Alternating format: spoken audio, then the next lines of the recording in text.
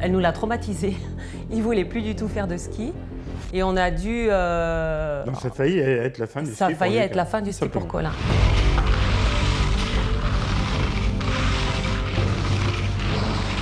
Troisième tentative, col de la Dent Jaune. J'espère qu'on n'ira pas jamais 203.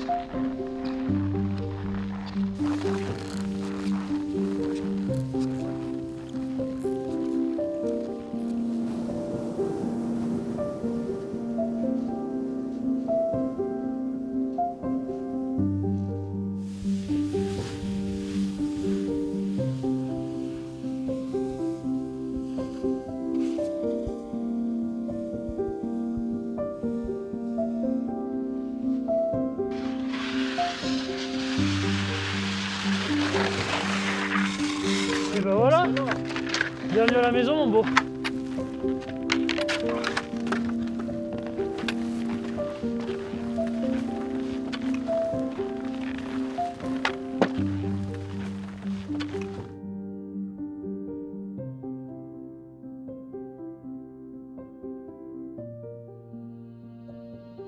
Le petit gars que vous voyez là, c'est moi, Colin.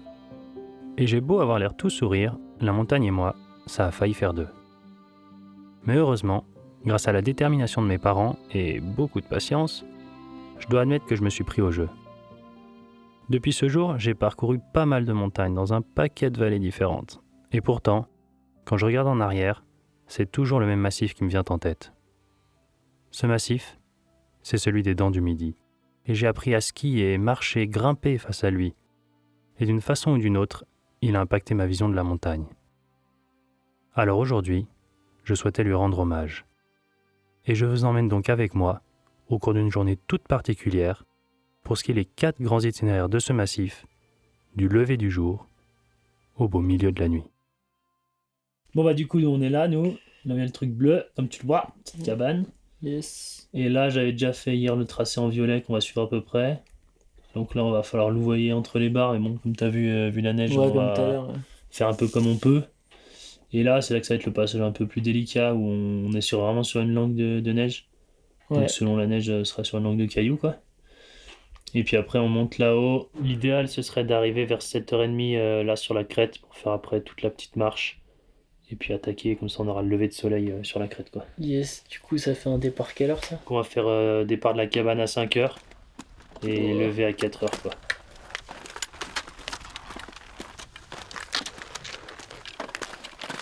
Allez, 5h ça part. Comme petit, pour les aventures. Pour entamer ce voyage, il me tenait à cœur de commencer par le couloir est de la Vierge de Gagnerie.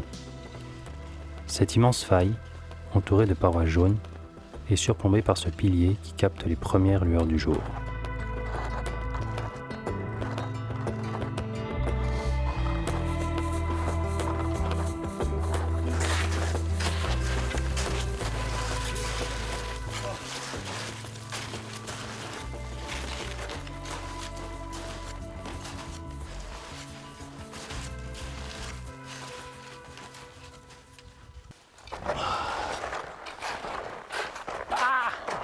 Yes! Enfin! Reste bombé! Mérité ça quand Bien joué même. mon boy. Ah ouais, putain, ça fait plaisir. On va voir qu'est-ce que ça dit, cette histoire. Que si ça ambiance. C'est beau! Magnifique.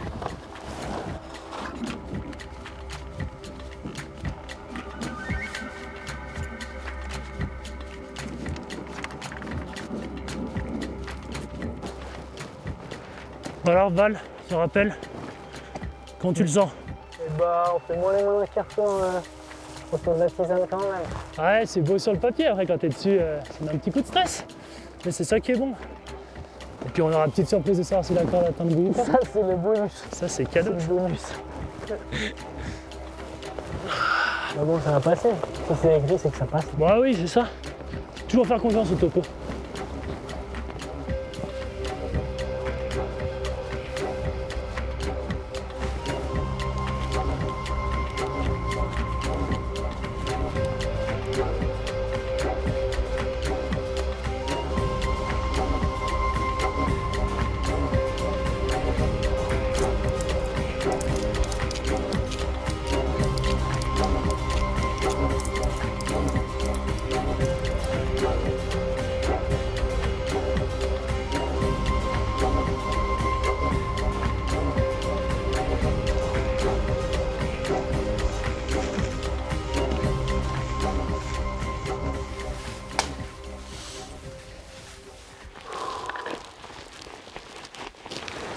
Quatre, 3,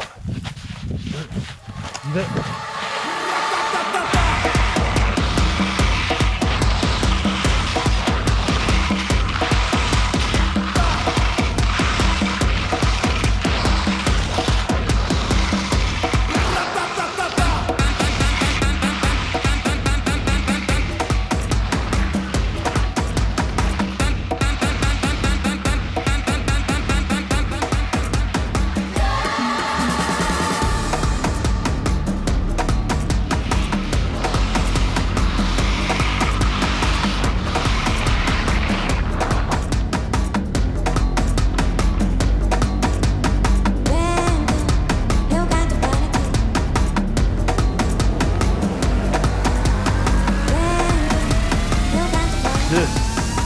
Départ.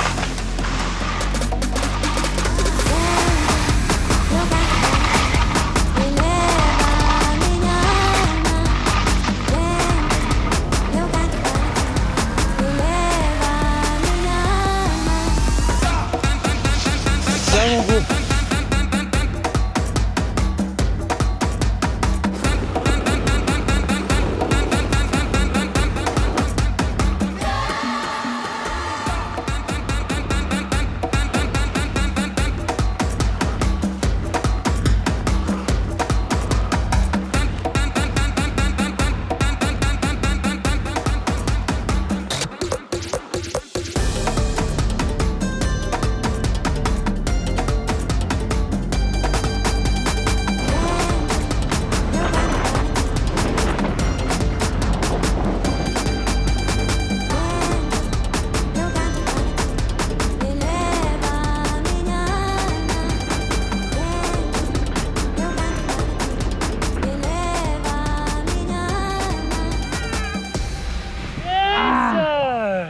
C'est bon encore ça. Cette ligne aura tenu toutes ses promesses, nous offrant une ambiance incroyable, confinée dans cette faille qui vient rayer les falaises de tout son long. Je souhaitais retrouver cette appréhension que l'on ressent petit avant son premier virage sur les skis. Alors pour ça, quoi de mieux que de se jeter dans le vide, pendu au bout d'une corde. Alors ça avait très mal démarré le ski quand même, hein, rappelle-toi. On l'avait mis en cours de ski et en fait, à la fin du cours, les parents venaient chercher les enfants et nous on arrivait un peu dans les derniers pour venir le chercher. Donc Colin avait peur de se retrouver tout seul là et qu'on ne vienne pas le chercher. Du coup il s'est mis à pleurer et la directrice là, du jardin d'enfants lui a dit « Si tu continues à pleurer, je vais te mettre dans la caravane ». Et là, elle nous l'a traumatisé. Il ne voulait plus du tout faire de ski. Et on a dû... Donc ça a failli être la fin du ski. Ça a failli pour être la fin du ski simplement. pour Colin. Voilà, à 6 ans, bâché, fini. C'est quand même fou de se dire que tout aurait pu s'arrêter là, brusquement. Mais heureusement, j'ai fait la rencontre d'une superbe personne qui m'a prise sous son aile et m'a redonné goût au ski. À tel point qu'aujourd'hui, je me retrouve ici, à midi, au pied de cette ligne qui est l'une des plus techniques de ce massif. Comme quoi, certaines fois les choses se jouent vraiment à des détails, ou comme cette année-là, à une simple rencontre.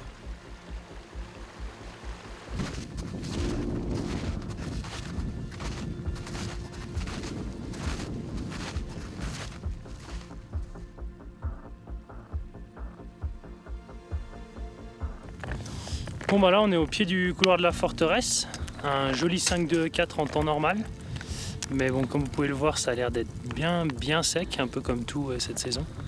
Du coup, on a des gros doutes sur le fait que ça va passer.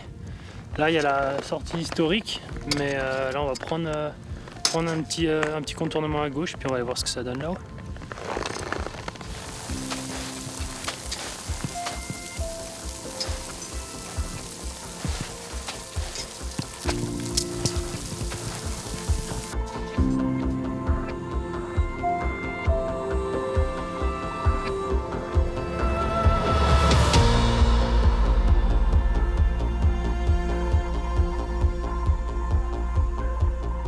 Bon bah là je suis juste en dessous du premier verrou. On peut pas monter plus haut dans le couloir, les verrous du dessus. Enfin il y a une petite portion ici et une autre de l'autre côté. C'est les 50 derniers mètres qui peuvent se monter, mais après au-dessus on tombe sous le verrou rocheux où on a bien regardé du coup au drone parce qu'on avait un doute. À l'œil ça nous semblait éventuellement praticable, sauf qu'en fait on a vérifié et au drone ça passe pas. Il y a des gros blocs rocheux au milieu d'une toute petite bande de neige et c'est pas skiable et le rocher est très mauvais, du coup c'est difficilement protégeable, donc même à la descente ça pose problème. Donc du coup on va s'arrêter là et puis on va skier ça.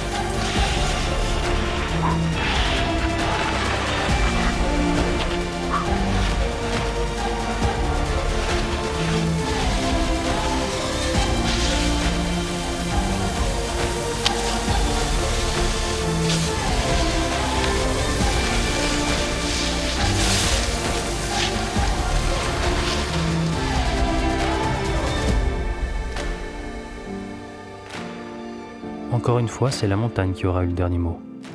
Et cette ligne, connue pour l'enneigement conséquent qu'elle demande, n'aura pas échappé à cet hiver plus que sec. Mais une chose est sûre, je reviendrai pour la skier.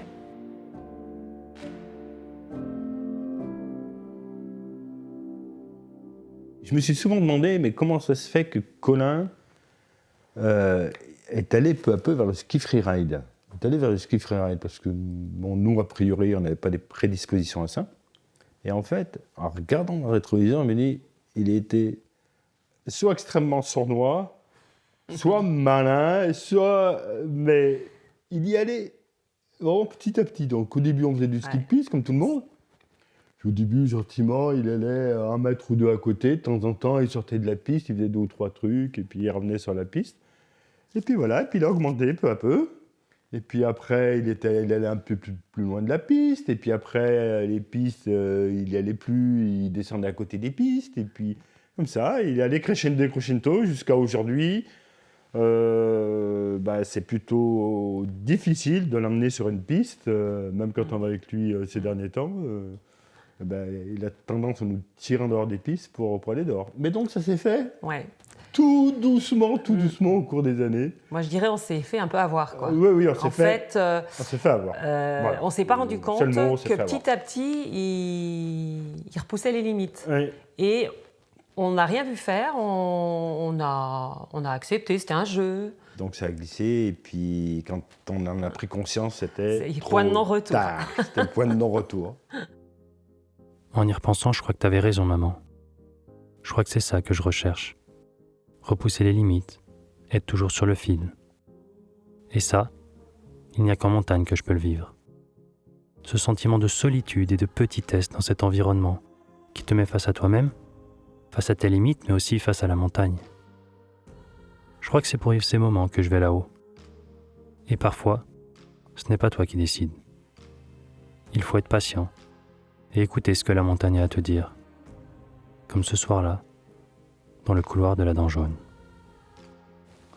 Tu vois ça là? Quand tu commences à avoir de la glace sur les peaux, c'est pas un peu signe qu'il faut enlever les skis?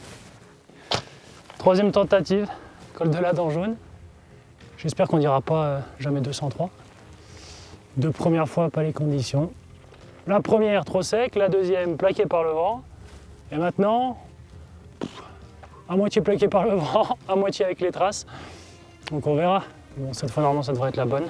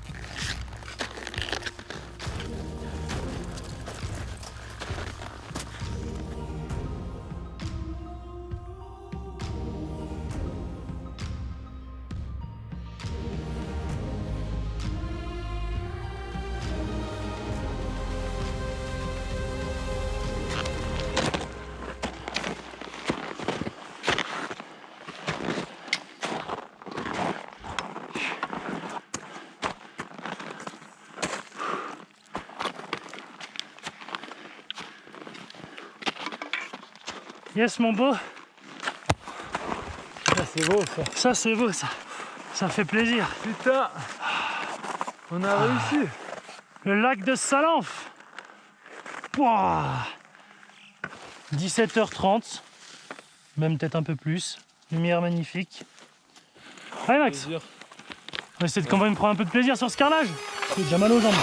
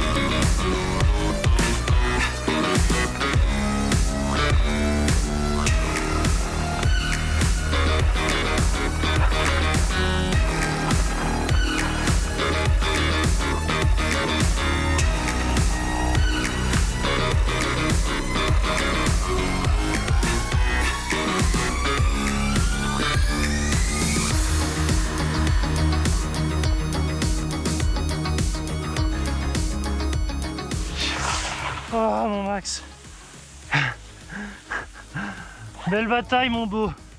Belle survie, bien joué. C'était un enfer, hein, on est d'accord? Oui, mon Max. Bien joué, garçon. Quand t'as dit putain, j'ai déjà mal aux jambes, j'ai dit oh merde. Bon, c'est fait. On n'aura pas dit jamais 203. Non, la troisième fait la bonne. Et maintenant, il n'y a plus qu'à rentrer.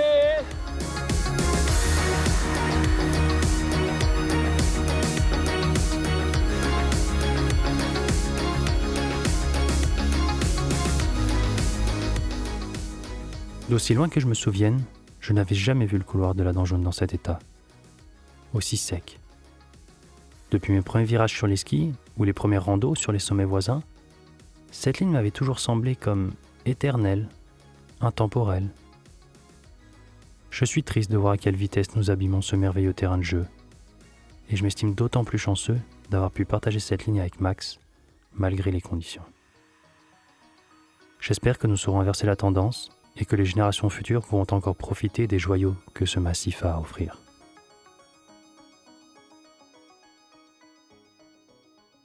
Et nous, on connaît quand même les risques qui existent. Et moi, clairement, je ne suis pas tranquille quand il part en montagne. Ça me fait peur. Et en même temps, je vois bien que c'est quelque chose qui est... c'est une passion pour lui. Donc, il n'est pas question de l'empêcher de le faire. Mais on ne pourrait pas. Mais moi, j'ai peur. Et alors, moi, vraiment, même, j'ai eu des moments où ça m'angoissait vraiment. Là, je crois que j'ai appris à lui faire confiance. Donc, je me dis que quand même, il connaît maintenant suffisamment bien la montagne pour minimiser les risques, mais bon, il y en aura toujours, donc c'est toujours compliqué quand même. Oui, enfin, on a peur à chaque fois, quoi. On a peur à chaque fois parce que voilà, c'est un truc à risque, même si je lui fais beaucoup confiance. Je pense qu'il arrive à une maîtrise, une connaissance, je dirais, de l'environnement qui est assez importante, l'environnement du ski freeride. Maintenant, il y a des paramètres qu'on ne maîtrise pas, etc. Cette confiance que vous m'avez toujours accordée aura joué un rôle clé dans mon évolution, me permettant d'apprendre et d'expérimenter sans brûler les étapes. Aujourd'hui, quand je regarde en arrière et que je repense au petit garçon qui apprenait à skier et qui se disait, en fixant les dents du midi, « Un jour, j'irai skier là-bas », eh bien je prends conscience du chemin parcouru et de l'influence que ces sommets auront eue sur ma vision de la montagne. C'est pour cette raison que je souhaitais rester en ces lieux jusque dans la nuit et comme un symbole, skier les dents du midi à minuit.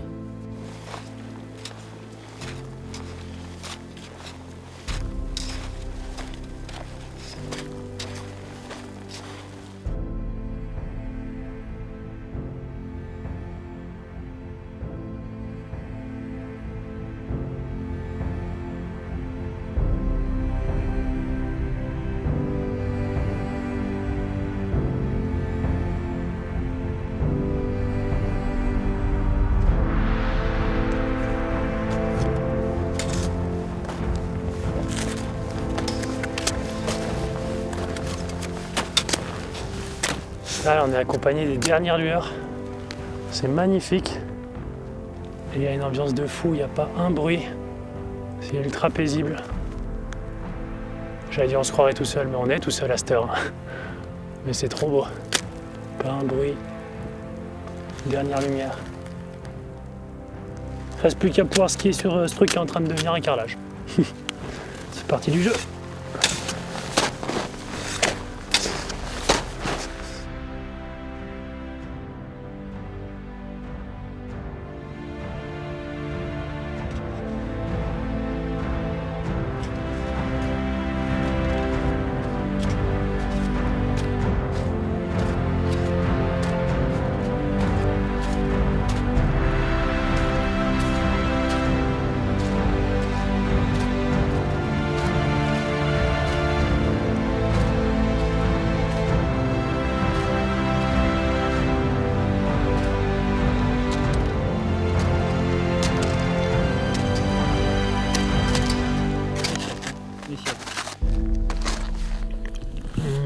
autour de 23h30, un peu avant.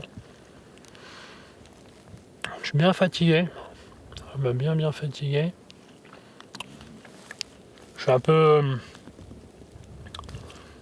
comment on va dire, soucieux de la neige. J'ai l'impression qu'elle a bien regelé en surface quand même. J'espère qu'il y aura quand même du grip. Mais j'ai hâte de passer la première section, passer celle sur laquelle il ne faut pas trop faire d'erreur. Après on est un peu plus confiné, moi ça me convient mieux. Donc on verra. Mais bon, on a la chance, on s'était même pas renseigné, on a la pleine lune. C'est cool, on nous accompagne.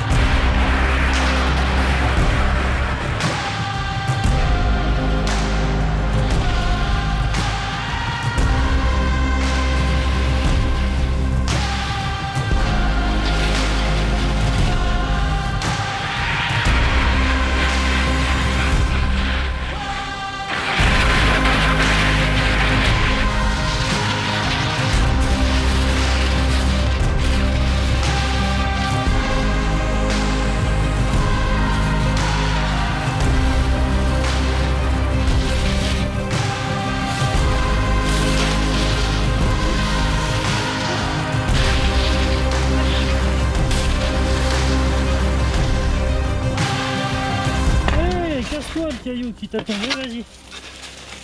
Caillou! M'étonnerait qu'il y ait grand monde là.